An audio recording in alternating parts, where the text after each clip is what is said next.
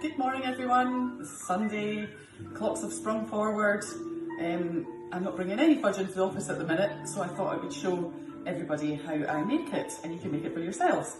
So the ingredients you need to do that are a bag of sugar, that's a 1 kg bag, the whole lot, either 2 tins of carnation evaporated milk or one of the large tins, 6 ounces of butter, and half a pint of milk. And you'll need a tray to pour your ingredients into, and I just stick a bit of greaseproof paper in so that I can lift it out more easily. And also you need your whisk, and this is the magic tool because it saves your arm and all the energy with a wooden spoon. So first of all, I'll turn the cooker on, and we need to melt the butter first. We use a wooden spoon. This is the only spoon, the wooden spoon I use for my fudge. And sometimes we talk about a heavy bottomed pan, but this is just a bog standard from IKEA. There's nothing special about it. Basically just watch you don't have it too high so it doesn't stick to the bottom. So we'll pop the butter in first, melt that.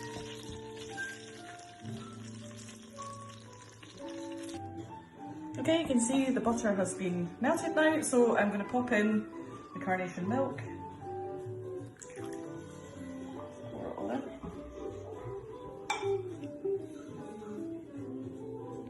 As I said, 2 of the little tins or 1 of the big tins. There is a proper measurement, but it's a tiny little bit less than a big tin, and I just don't see the point in missing it out, and it seems to work okay. So, right, and then some milk, half a pint, all that goes in. And these ingredients are doubled up from a recipe that I originally used.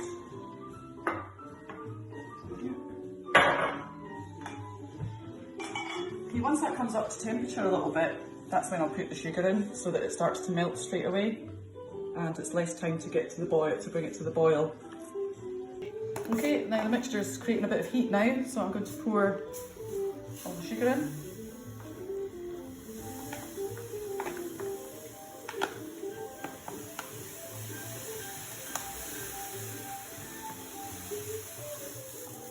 There we are. And just give it a good mix.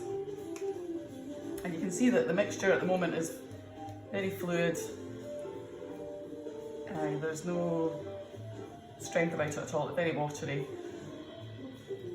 So we'll just let that get to the point where it's starting to boil, and then it just continues to boil and boil and boil. Now you can take it to a certain temperature by using a sugar thermometer. Let me just double check what that temperature is. Yes, continue boiling until the temperature is 116 degrees on a sugar thermometer, but I never use a sugar thermometer because you can tell with the texture it changes after about 15 minutes of boiling. So I'll just let that boil away, bubble away. At the moment it's not a boiling point. It's very settled, so it'll start to bubble. It'll bubble up quite a bit, which is why it's good to have quite a large pan.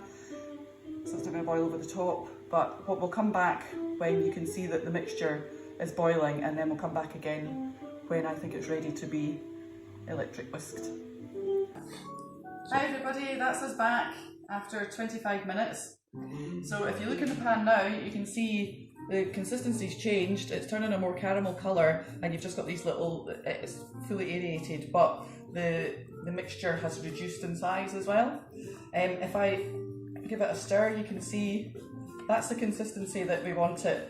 Actually, little brown bits are starting to come up from it's starting to catch at the bottom of the pan, so that's the perfect time to start whisking. So I'm going to take it off the heat now. By the way, I've got an induction hob, as you can see, and it's been up at number 6 for the whole time it's been boiling.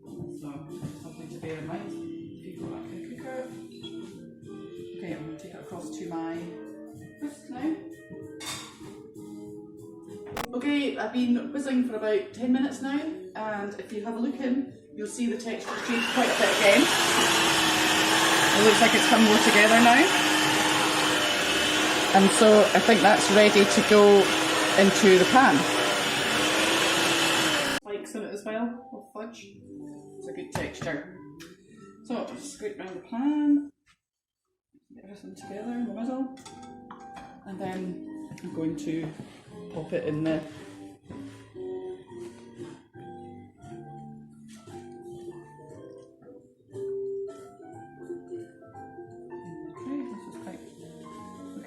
solid, so it should form quite well and be easy to break into pieces once it cools down.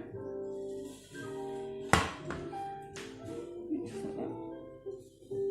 Smooth into the corners.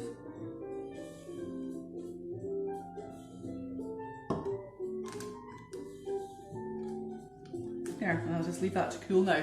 And once it's cooled down at room temperature, I'll pop it in the fridge to cool down a bit more as well. And then we'll be ready to mark it into squares and to break it into chunks. Hi everyone!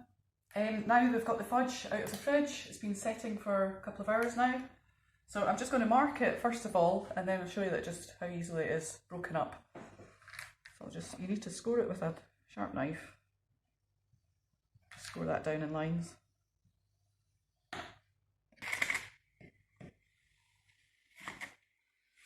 Okay, once you've scored all, it should just lift quite nicely out of the tray. Pop the tray aside, and then it should break in half quite easily as well.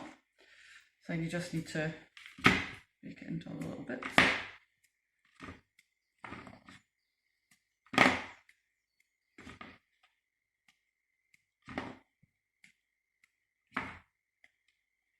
Voila! Then it's just a case of packaging it and giving it out to your neighbours, since I won't be going into work and distributing it this time. Anyway, enjoy making your fudge. Thanks for watching.